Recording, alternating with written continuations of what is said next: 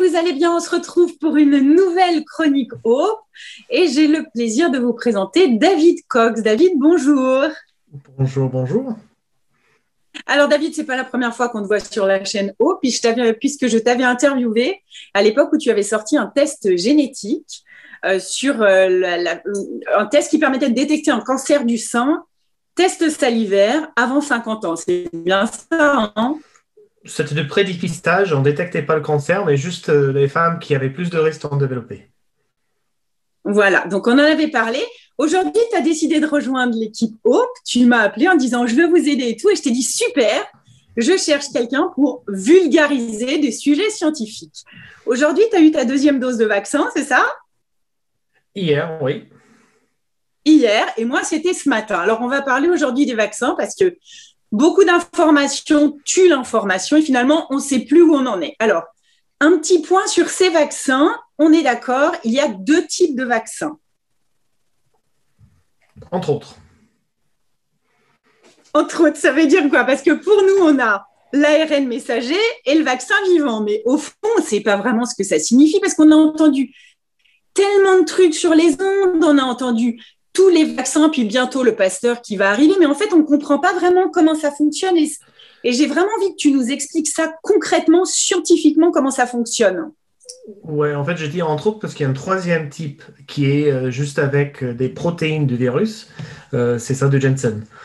Et en fait, ce qui se passe, c'est que tous les vaccins, n'importe lequel pour toutes les maladies, fonctionnent en fait, ils trompent le système immunitaire pour dire qu'il y a quelque chose qui cloche et de commencer à créer des anticorps qui vont être dirigés contre cette chose qui cloche. Et donc là, ce qui a été mis en place par les différents labos, c'est juste des systèmes de livraison de ces choses que notre corps va reconnaître comme quelque chose qui est étranger, qui va essayer de se débarrasser avec des anticorps qui sont produits suite à cette exposition. Donc, il y a plusieurs façons de faire et c'est ça qui se passe. Et donc, mais parce qu'en fait, nous, ce qu'on... Tu dis, en fait, il y a...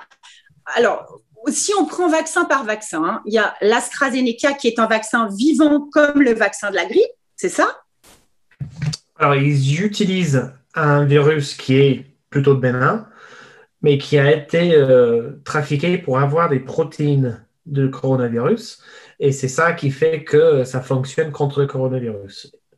Et c'est le virus qui est plutôt inodin et le vecteur qui fait que notre corps pense qu'il y a le coronavirus qui arrive.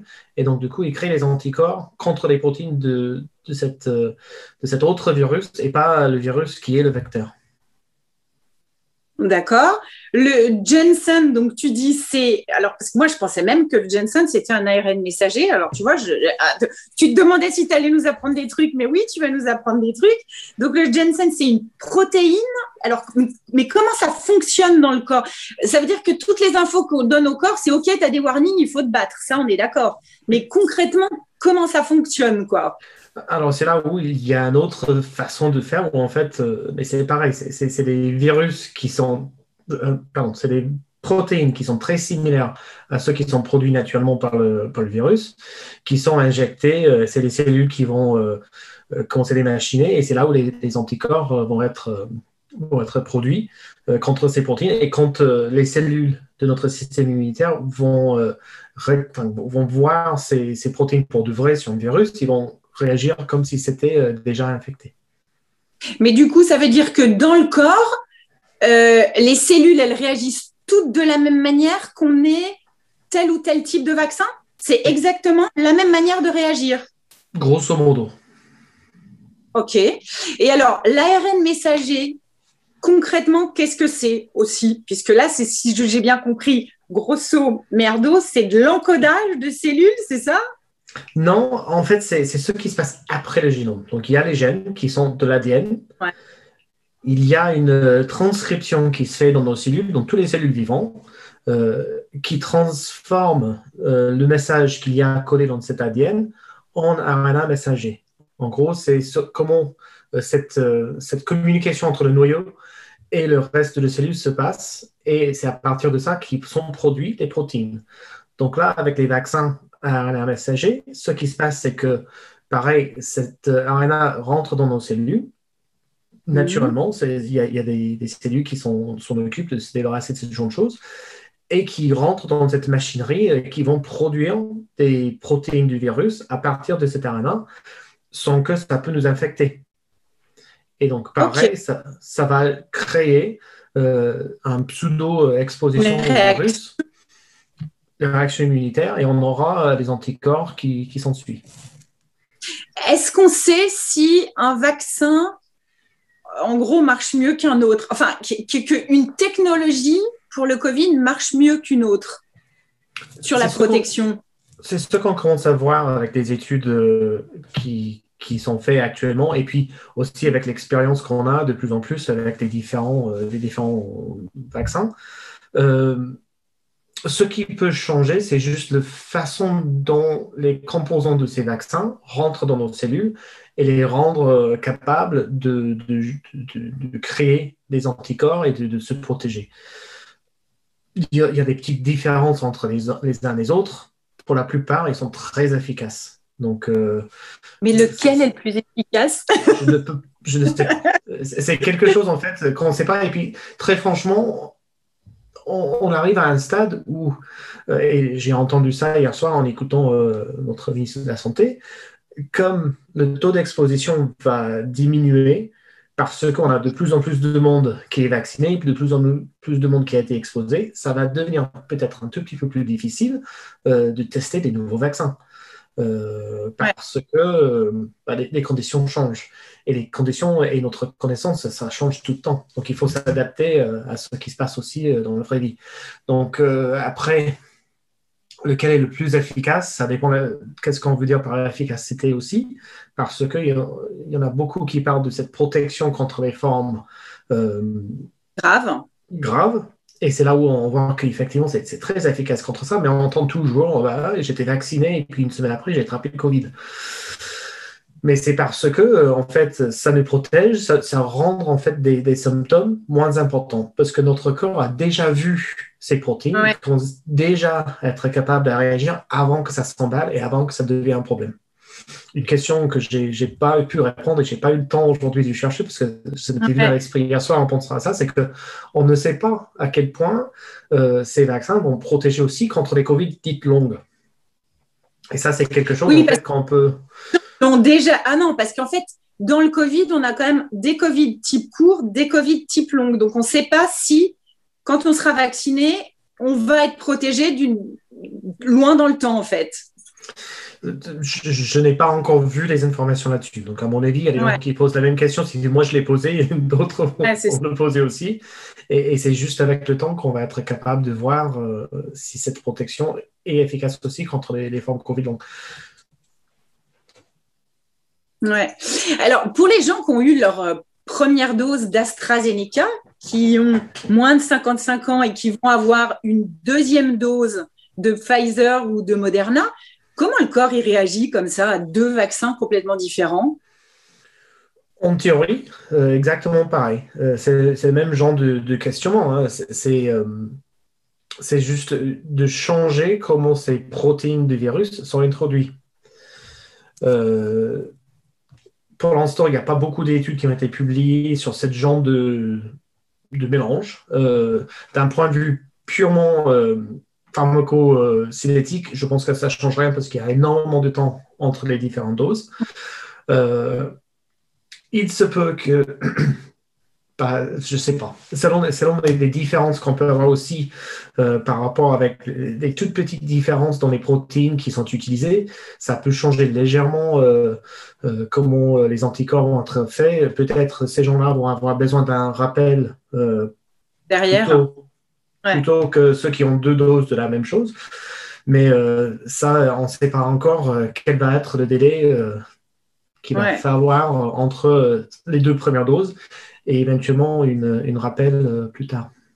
En fait, ce qui est compliqué quand même avec ces histoires de vaccins, c'est qu'il y a quand même beaucoup de choses qu'on ne sait pas toujours. Oui. Est-ce que tu arrives, toi, en tant qu'épidémiologiste, généticien, à comprendre que les Français aient parfois une réticence à se faire vacciner ou pas? Oui, je peux l'entendre, je peux le comprendre. Ce qu'il faut savoir, c'est de bien analyser pourquoi on ne veut pas le faire. Si c'est parce qu'on n'a pas confiance dans l'efficacité, bah, ça a été quand même démontré que c'est très efficace.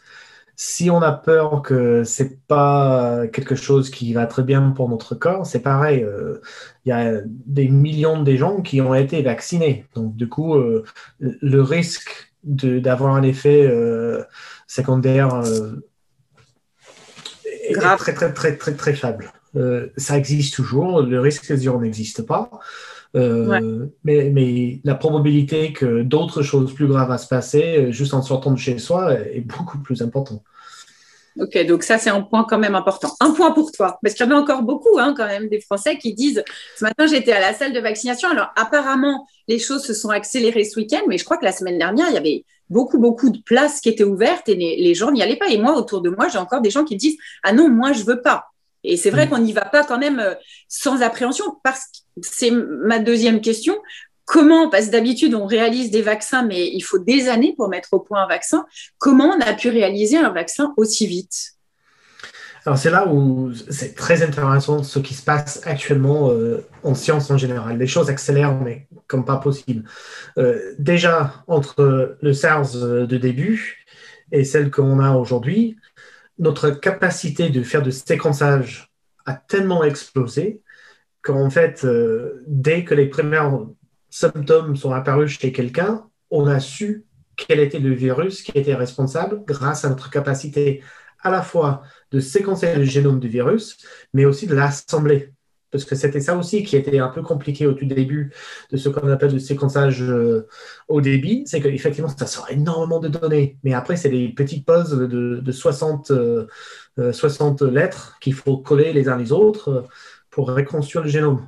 Et donc, du coup, le fait qu'on a pu reconstruire ce génome dans quelques semaines, ça nous a fait avancer ce qui aurait pu faire quelques années il y a 10 ans, et puis qui n'était juste pas possible il y a 20 ans. Il y a 20 ans, en fait, on regardait juste les protéines avec des microscopes à électrons, et donc du coup, c'était beaucoup plus complexe et beaucoup plus long. Donc déjà, ça nous a fait un bond spectaculaire juste pour comprendre ce qui était le virus qui était là, quoi. Ok. Mais en revanche, donc c'est vrai que moi, ce que j'ai entendu, c'est qu'en général, il y a 4 phases, hein, c'est ça, pour 4 phases cliniques? On peut Un peu. avoir trois normalement. Ouais. Voilà. Et j'ai entendu qu'elles avaient été faites menées toutes simultanément. C'est ce qui avait permis de sortir un vaccin. En revanche, c'est vrai qu'on n'a pas du tout de recul sur cette vaccination. Alors, ils n'ont pas été menés simultanément. Les phases 1 et les phases 2 ont été faites bien avant. Phase 1, c'est plus dans les animaux, les petits animaux et quelques sujets humains pour valider qu'il n'y a pas d'effet majeur problématique grave au début. Et là, on fait avec quelques centaines de patients, quelques centaines de personnes. Après, il y a ce qu'on appelle des phases 3, où en fait, on a établi ce qui était le dose qu'il faut utiliser, et on va dans les gens qui sont concernés pour vraiment voir l'efficacité.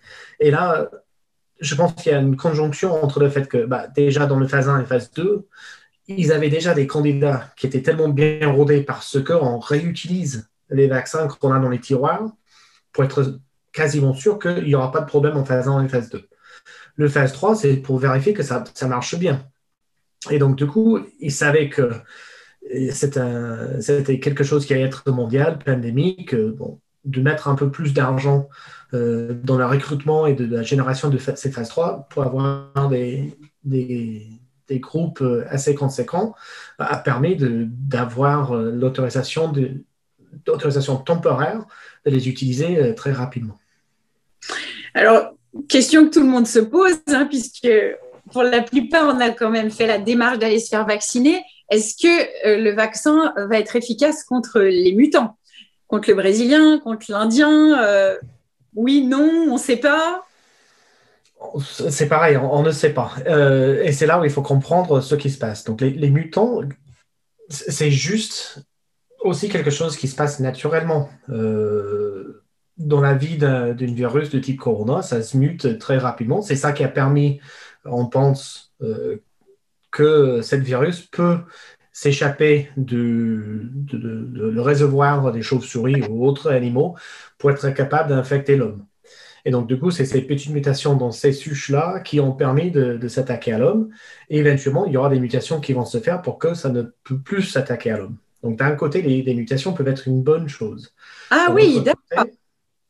Et d'un autre côté, les mutations peuvent effectivement le rendre plus agressif, plus contagieux, et les changer assez pour que les anticorps que nous développons ne marchent plus. C'est ce qu'on voit avec la grippe. C'est pour ça que chaque année, il faut faire une autre grippe, qui est un autre cocktail de souches de grippe qui est légèrement différent. Donc, est-ce que des vaccins que nous avons aujourd'hui vont être efficaces contre tous les mutants qui vont arriver? Je ne pense pas. Mais on a déjà fait tout cet avancement dans notre capacité de détecter les mutants, parce que pareil, ça, on ne pouvait pas faire il y a 20 ans. Et comme on a des vaccins qui sont... Pardon? Ça, on est au top. C'est-à-dire qu'aujourd'hui, on est capable de dire, tiens, il y a un nouveau variant, ça a muté. Et donc, du coup, on peut faire un rappel qui va être une espèce de cocktail entre le COVID-19 normal, classique, et le COVID 21, 22, 23, tout ce qu'on veut. Donc, ça se peut que on aura des vaccins ou un cocktail de vaccins pan-corona d'ici quelques années. Mais le truc, c'est comment on va savoir si, parce que là, on sait qu'il y a un virus qui est au Brésil, il y en a un qui est en Inde, il y a tellement d'échanges, il y a tellement de gens qui voyagent. Comment on va savoir s'il y a plusieurs vaccins pour différents virus contre lesquels on va devoir se faire vacciner? C'est qu'à un moment donné, on ne va pas pouvoir être vacciné contre tous les coronas, si?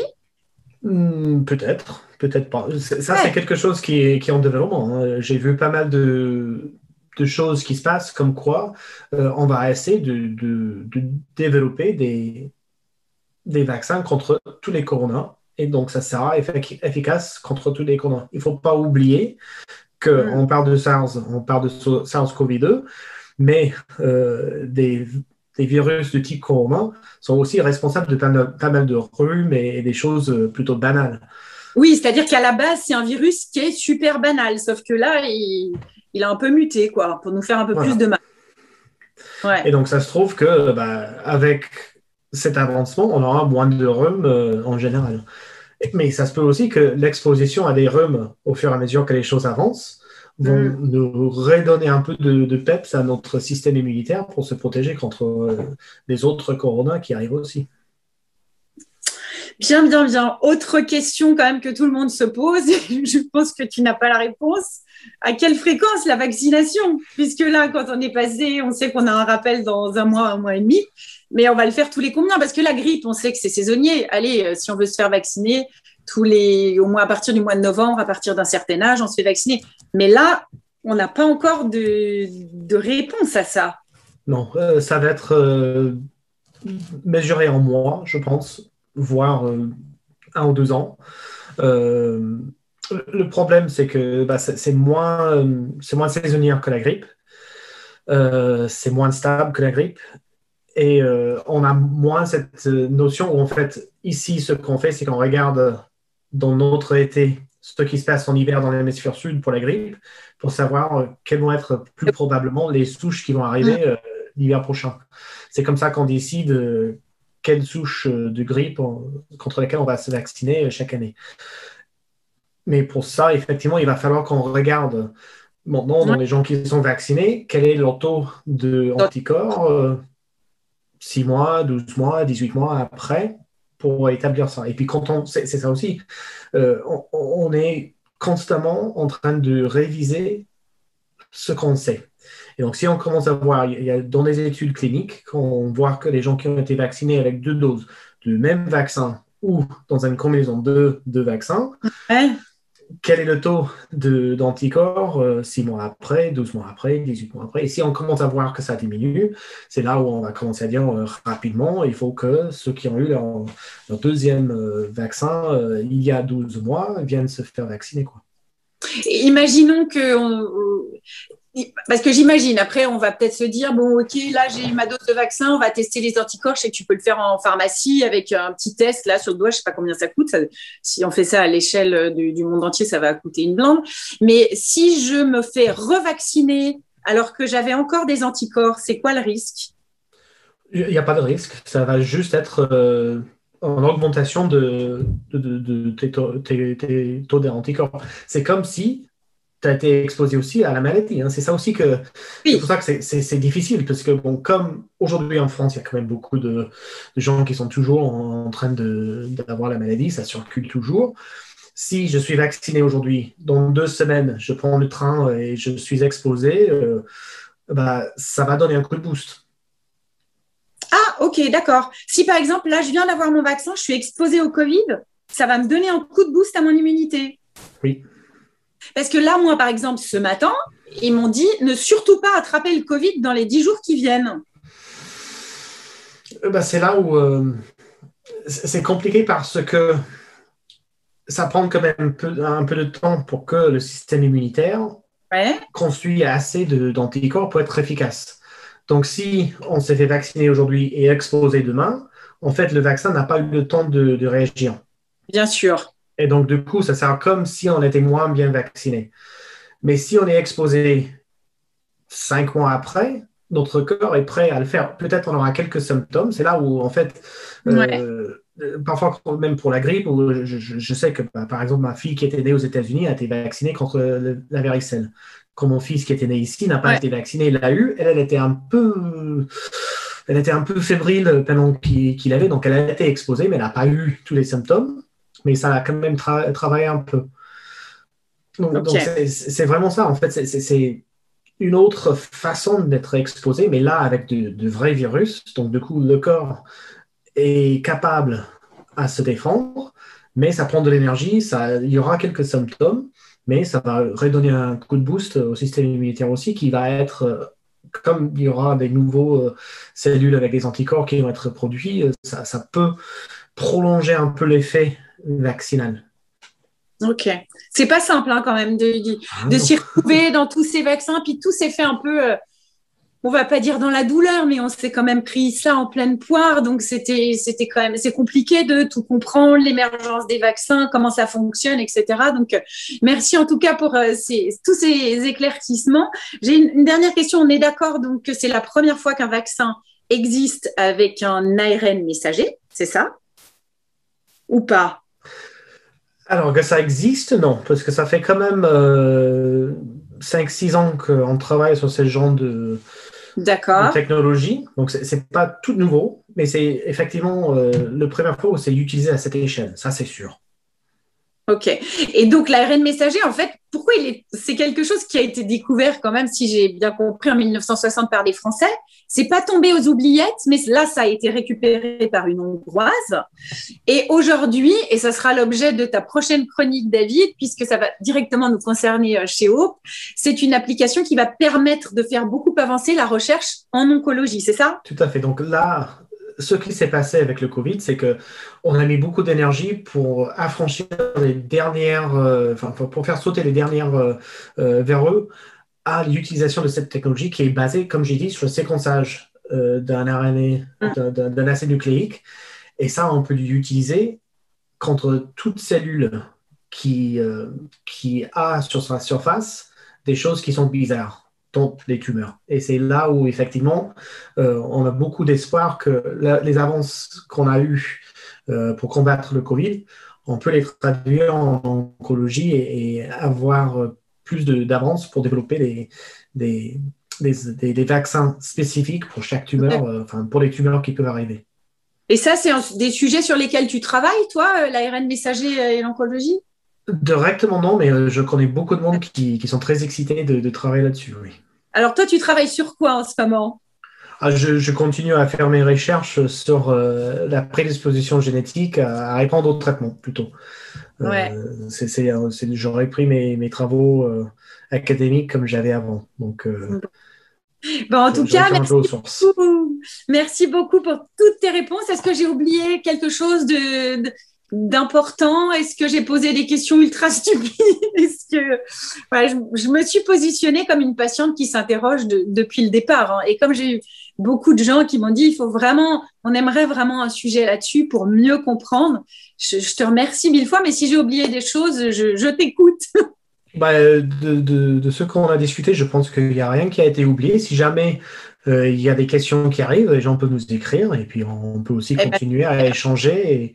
Et moi, je suis ravi de faire. C'est quelque chose qui m'intéresse beaucoup. Et surtout de me sortir un peu de ma bulle de la recherche proprement dit et de juste partager avec les gens et de parler science. Ça me plaît beaucoup. Ouais, j'étais vraiment contente parce qu'après ce reportage qu'on avait fait, on était allé te voir à Lyon.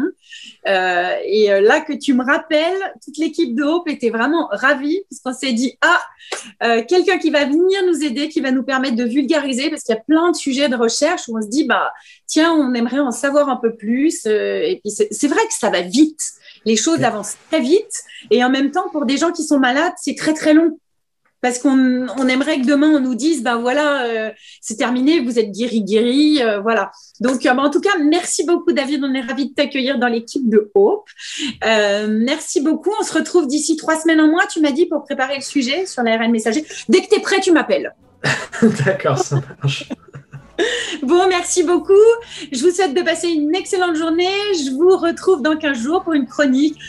À mon avis, ce sera une chronique littéraire avant la prochaine chronique scientifique de David. Merci à tous. Salut David, merci. Merci à vous, au revoir. Au revoir. Profite de chaque instant.